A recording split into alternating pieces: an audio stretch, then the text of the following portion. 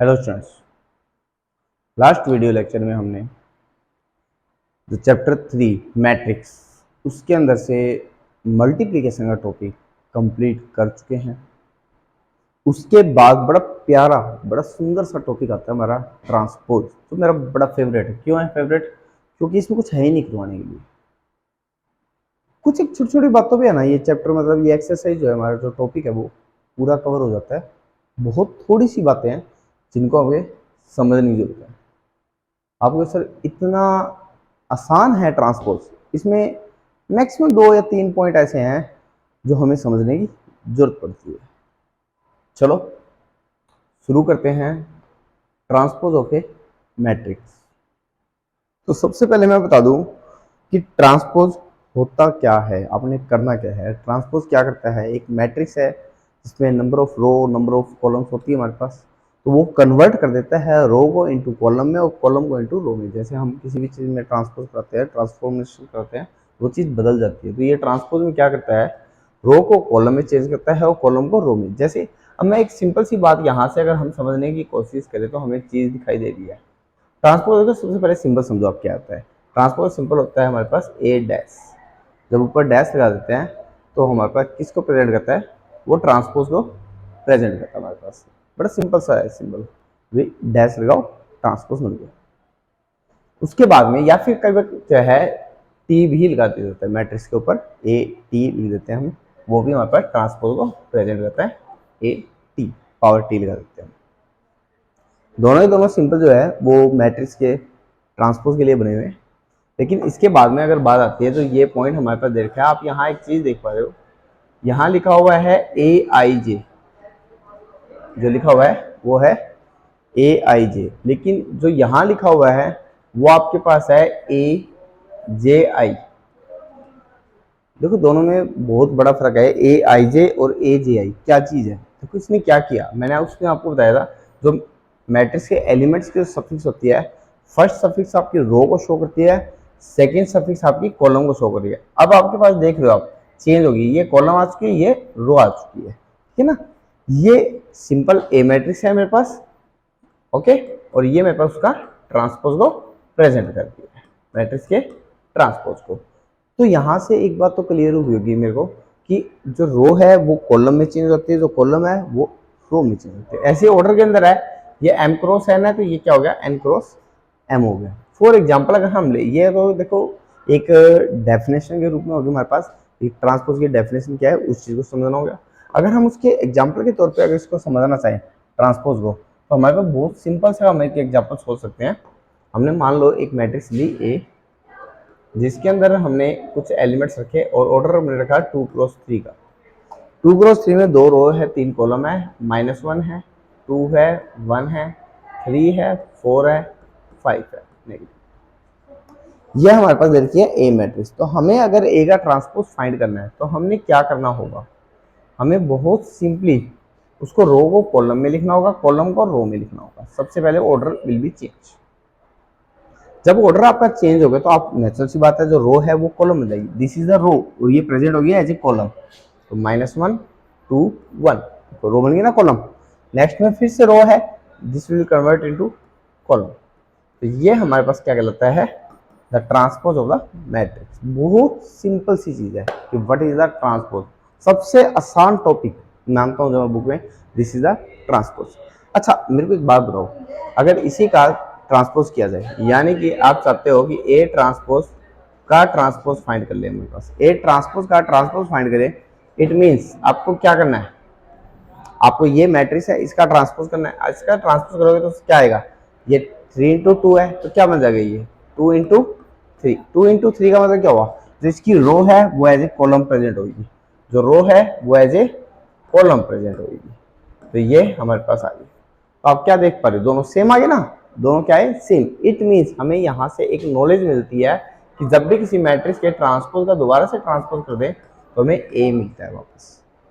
हमें ट्रांसपोज का ट्रांसपोज कर दे तो हमें क्या मिलता है, वापस ए मिलता है।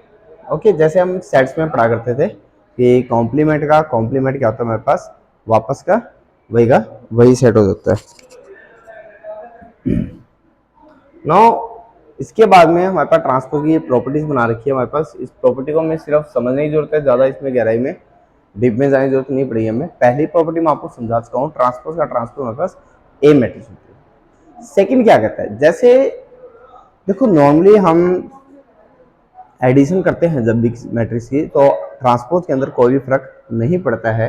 ए प्लस बी का ट्रांसपोज है वो ए का ट्रांसपोज प्लस बी का ट्रांसपोज, बिल्कुल सिंपल सा है। वे आप सम करके ट्रांसपोज कीजिए या सेपरेट ट्रांसपोज करके सम कीजिए, देयर इज नो डिफरेंस। लेकिन फर्क बेसिकली जो चौथी property, this is the most important property, fourth वाली, ये इंपॉर्टेंट है।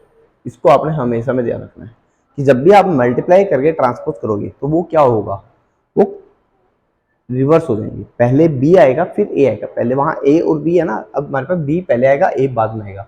ये बी का ट्रांसपोज पहले आएगा और ए का ट्रांसपोज बाद में लिखा जाएगा, ठीक है। दोनों में आप फर्क देख पा रहे हो, क्या फर्क, ये property this is the most, काफी बार एग्जाम में पूछी भी जाती है, यानी कि ट्रांसपोज जो है वो कॉम्यूटेटिव को होल्ड नहीं करता है, ये ध्यान में रखें। जैसे हम मैट्रिक्स मल्टीप्लीकेशन की बात की, सेम वही बात है। क्यों मैट्रिक्स मल्टीप्लीकेशन में ए बी और बी ए बराबर तो नहीं होते, लेकिन ट्रांसपोज के केस में ऐसा होता है। यहाँ पर ये प्रॉपर्टी कुछ भी नहीं है, बकवासी है कि कहता है कि कोई भी मैट्रिक्स हमें दे रखी है, उसको किसी कांस्टेंट से आपने मल्टीप्लाई किया और ट्रांसपोज किया, तो कांस्टेंट में कभी कोई फर्क नहीं पड़ता है, this will be the result always same. तो ट्रांसपोज सिर्फ ए का कर दीजिए, के से बाद में मल्टीप्लाई, नो डिफरेंस। तो ये छोटी छोटी चीज़ें थी हमारे पास प्रॉपर्टी को लेके कि ये देखो यहाँ प्रॉपर्टी होल्ड करवाया भी आपसे कि ए और बी दो मैट्रिक्स दिए, तो ये होल्ड कीजिए, ये कीजिए, ये इसको ट्राई करेंगे तो आपकी जो तीन कंडीशन है वो फुलफिल हो जाएगी। देखो चौथी को सेपरेट रखा है ये भी। फोर्थ के लिए इसलिए या तो आपका अलग से एग्जाम्पल डिजाइन करेगा हमारे पास, देखते हैं इसने क्या डिजाइन किया होगा फोर्थ के लिए। देखो फोर्थ के लिए अलग से एग्जाम्पल डिजाइन किया, इसने कहा ए दे रखा है तो बी दे रखा है, आपने क्या करना है, ए और बी की मल्टीप्लाई करनी है। सबसे पहले वो मल्टीप्लाई की, इसका ट्रांसपोज कर लीजिए। इसका ट्रांसपोज इसने अभी नहीं किया, सिर्फ और सिर्फ ये फाइंड करके रख लिया। अच्छा नाउ हमें क्या चाहिए, बी का ट्रांसपोज और ए का ट्रांसपोज चाहिए। इसने ए का ट्रांसपोज निकाल लिया और बी का ट्रांसपोज निकाल दिया, इन दोनों की मल्टीप्लाई की, अब ये आई। क्या ये इसके ट्रांसपोज के इक्वल है, चेक इट। तो इसका ट्रांसपोज करेंगे -2 -6 12, वही है। 4 12 24, वही सेम है। Sorry sorry sorry sorry sorry sorry sorry, और 5 15 और -30, वही सेम है।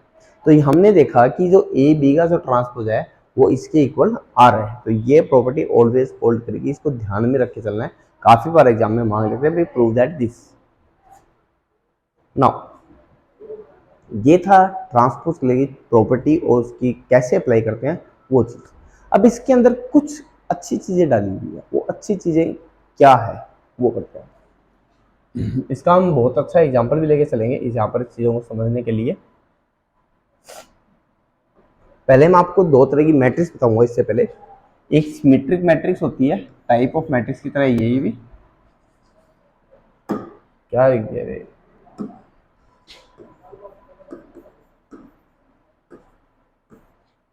और एक होती है स्क्यू सिमेट्रिक।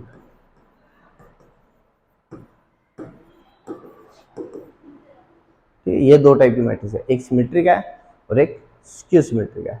सिमेट्रिक और जो स्क्यू सिमेट्रिक मैट्रिक्स है इसके बारे में हम पढ़ देते हैं कि होती क्या चीज़ है। सबसे पहले तो मैं आपको बताऊंगा सिमेट्रिक मैट्रिक्स जो हमारे पास होती है वो क्या कहती है कि अगर कोई मैट्रिक्स है आपने उसका ट्रांसपोज किया, बिल्कुल राइट, ट्रांसपोज करने के बाद एक नई मैट्रिक्स आपको रिसीव होती है, अगर वो वापस वही सेम ए ही रिसीव हो जाए आपको, तो उस मैट्रिक्स को हम सिमेट्रिक मैट्रिक्स कह के बुला सकते हैं। जैसे एग्जाम्पल के तौर पर हमने कहा कि मेरे पास ए एक मैट्रिक्स है, ठीक है, मैंने कहा 3 है, 5 है, 7 है, 5 2 1 7 1 3। आप इसका ट्रांसपोज कीजिए। चलो सर करते हैं ट्रांसपोज। मैंने ट्रांसपोज लिया इस मैट्रिक्स का, तो मेरे को क्या रिसीव हुआ सर, 3 5 7 3 5 7, आगे क्या है 5 2 1 5 2 1, नेक्स्ट है 7 1 3 7 1 3, चेक इट, सेम है सर, ये तो सेम है बिल्कुल, वाओ सेम है ना।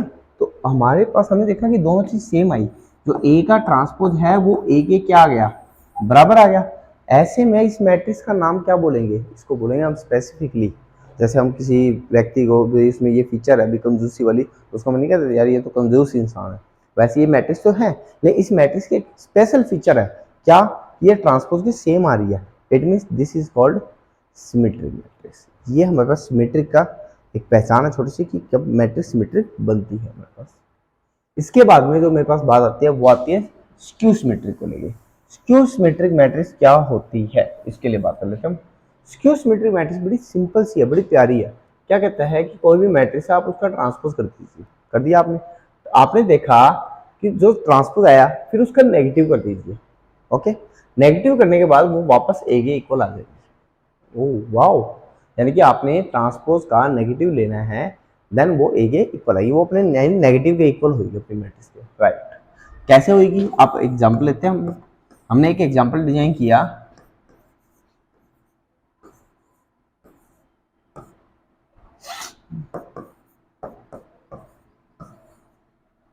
ये मैट्रिक्स है, मैंने इसका ट्रांसपोज करना है। पहले मैंने ट्रांसपोज करके देखा मेरे पास कितना आया बेटा, मैंने सर इसका ट्रांसपोज किया तो मेरे पास आया 0 -3 और 2। देखो इसको मैंने इसमें लिख दिया, रो को कॉलम में, ये रो है इसको भी मैं कॉलम में लिख देता हूँ, ये भी रो है इसको भी मैं कॉलम में कर देता हूँ। राइट, मैंने कर दिया। अब मैंने क्या किया, जो मेरे पास ट्रांसपोज रिसीव हुआ इसको मैंने माइनस से मल्टीप्लाई करना है। ठीक है, इसको मैंने नेगेटिव से मल्टीप्लाई करना है। जैसे ही मैं नेगेटिव से मल्टीप्लाई करूँ sign will be change. Okay, अब चेक कीजिए क्या ये सेम आई है, और सर ये तो बिल्कुल सेम है हमारे पास, दोनों दोनों एक जैसी आ गई। अगर ये दोनों एक जैसी आ गया है कि आप क्या देख पा रहे हो कि ट्रांसपोज का नेगेटिव वो वापस ए के इक्वल बना रहा है। राइट, तो इट मीन्स दिस स्पेसिफिक जो फीचर के साथ बनी हुई मैट्रिक्स है इसे हम कहते हैं स्क्यू सिमेट्रिक मैट्रिक्स। तो ये शायद आपको पता लग गया होगा कि एक मैट्रिक्स सिमेट्रिक कब होती है और एक मैट्रिक्स स्क्यू सिमेट्रिक कब होती है। तो ये चीज थी हमारे पास सिमेट्रिक और स्क्यू सिमेट्रिक। जो टॉपिक है बहुत इजी है, हमने सबसे पहले पढ़ा है कि ट्रांसपोज ऑफ ए मैट्रिक्स क्या होता है, मैट्रिक्स के ट्रांसपोज कैसे करते हैं। सेकेंड ऑफ हमने पढ़ा कि जो मैट्रिक्स के ट्रांसपोज में जो प्रॉपर्टी है वो क्या होल्ड करती है।